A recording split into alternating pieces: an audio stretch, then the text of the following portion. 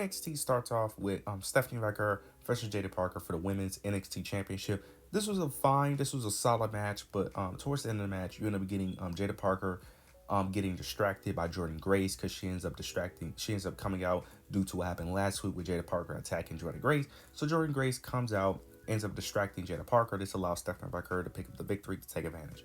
After the match, though, you end up getting Fatal Influence ends up attacking Stephanie Vaquer. They end up injuring her. So throughout the show, they end up playing a rib injury to set up the main event. So Stephanie would be at a disadvantage towards her match in the main event against Fallon Henley, which I'm going to rant about towards the end. I'm going to get to that at the end of the video, but I'm going to rant about it because I just don't understand why did they do this if they was just going to do what they ended up doing.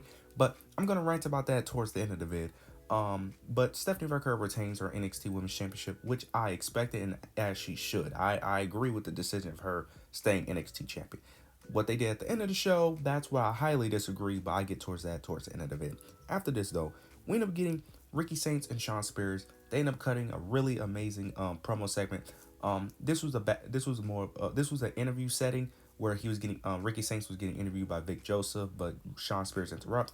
Shawn Spears ends up mentioning, their history, ends up mentioning, his faction, the calling, and ends up saying the reasons why he didn't ask Ricky to join was because Ricky is just not a good fit and that he's still the same person from years ago and that he's bringing too many enemies and that he's too arrogant and cocky.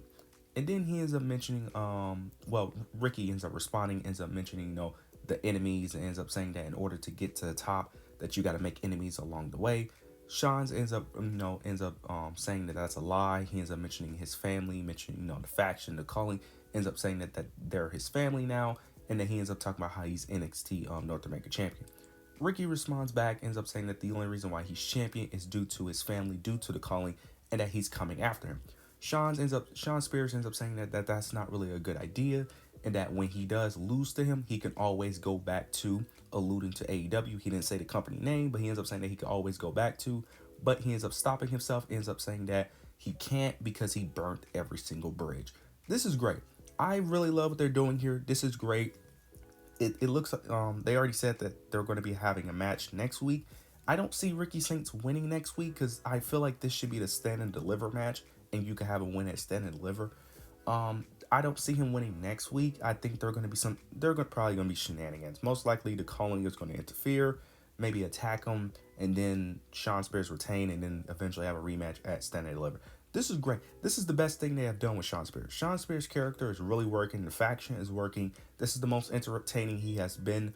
Really love what they're doing here. This is already better than the Tony D'Angelo thing. Even though I thought that feud was decent, but this was great. This was a really good segment, and I really enjoyed what they did here. And speaking of Tony D'Angelo, they end up having a segment where Tony D'Angelo was speaking to the family, and he basically wants to find information of the Dark State because the Dark State ended up attacking him last week.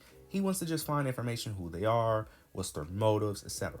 Then he ends up, telling everyone to leave. Then he tells Channing Stacks to stay, and it got very uncomfortable. Because Tony D'Angelo basically was talking about, him being the underboss, him trusting him, and he ends up asking Channing Stacks, can he trust him? Channing Stacks took a while to respond. He gets up, starts rubbing the Don's shoulder, and ends up saying that he can't trust him.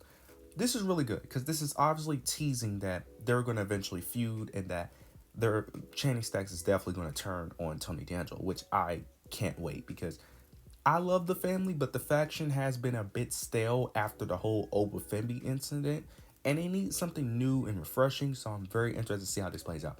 Now, I'm just interested are they going to completely turn where the whole entire family turn on Tony D'Angelo, cannot speak, or is it just going to be Channing Stacks? Because you could easily do Luca and Channing turning on Tony D'Angelo, or you could add Adriana Rizzo, or you could have Adriana Rizzo stay by Tony D'Angelo.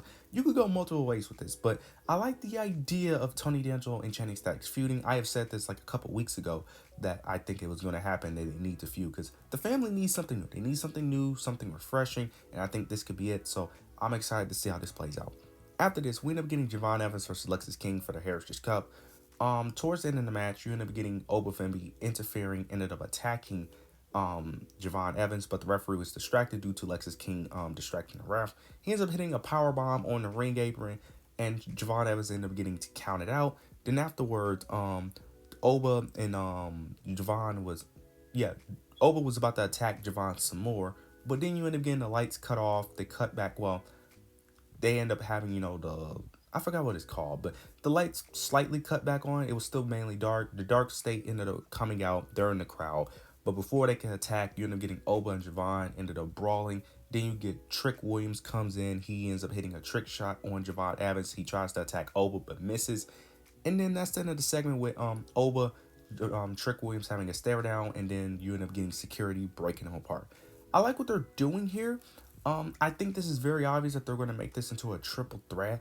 And someone in my comments ended up saying that Trick Williams could be the leader of Dark State, which I actually like the idea of, because there was a segment where he ended up getting asked about the Dark State, and he ended up just saying that that's none of his business. So I like the idea of Trick Williams being the leader of the group. I think that could do a lot. I don't think it makes much sense for Javon to be the leader of the group. I don't know. I just don't think it makes much sense. I think it makes more sense for Trick Williams to be the leader of the group. Plus, Trick Williams has been going on this more darker, more ruthless path for a while now. So it will make more sense for him to be the leader of the group if he is the leader. But I like what they're doing here. This is really good. I enjoyed this. I think this is definitely heading towards a triple threat match, which I'm not gonna say I hate, but I wouldn't say I like it, but I don't love it either. I'm still very mixed on it, but I gotta see how they get to play this out. But I do like what they're doing so far for the most part. After this, we end up getting Tatum Paxley versus Gigi Dolan. Not versus Gigi Dolan. Tatum Paxley and Gigi Dolan versus Metaphor. This match got set up due to a segment where Tatum Paxley and Gigi are going after the TNA tag team titles. They're going to have a match for the TNA women's tag titles on TNA. Metaphor basically doesn't like that. They feel like they deserve it, so this leads to an argument, and then we have this match here. Tatum and Gigi wins. I'm not gonna speak about it that much. Not really much to go over. I was wondering what was Tatum Paxley and Gigi Dolan doing, because they was pushing them heavily in the whole Fatal Influence and Gigi Tatum Paxley feud, which I'm still upset on how that feud ended, but it is what it is. But I was wondering where they at. So they've been on TNA for a while, going after the tag title. So we'll see if they end up winning the tag titles. It would be interesting to see if they actually do that. I highly doubt it, but it'll be interesting to see if they could actually win.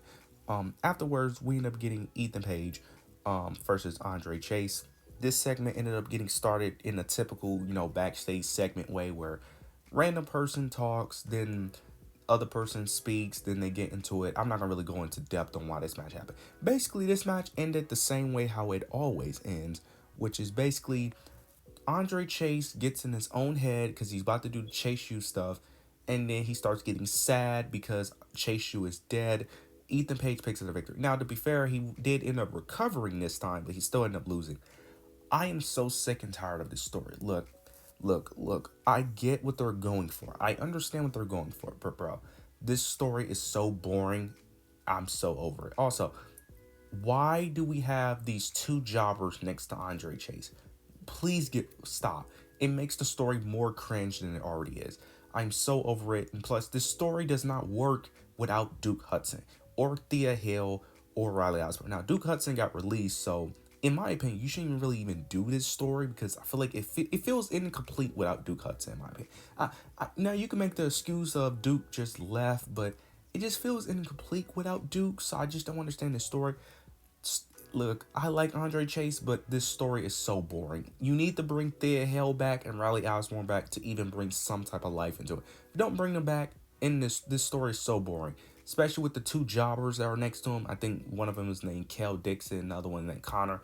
It's so boring and it's so dragged out. Like, it feels like there's no progression. That's my main issue. Because it's the same thing every time. Because they end up doing it for 1 week, then take like a 3-week break, then do it for a week, then take like a month. Like, they don't continue the story. It's like they take a couple weeks off, then do it. It's like, if you're going to do it, keep doing it. Don't just, it's this start-stop story. Like, end it or keep pushing it. But it needs progression. It's not progressing. It's just the same thing over and over again. It's just very repetitive.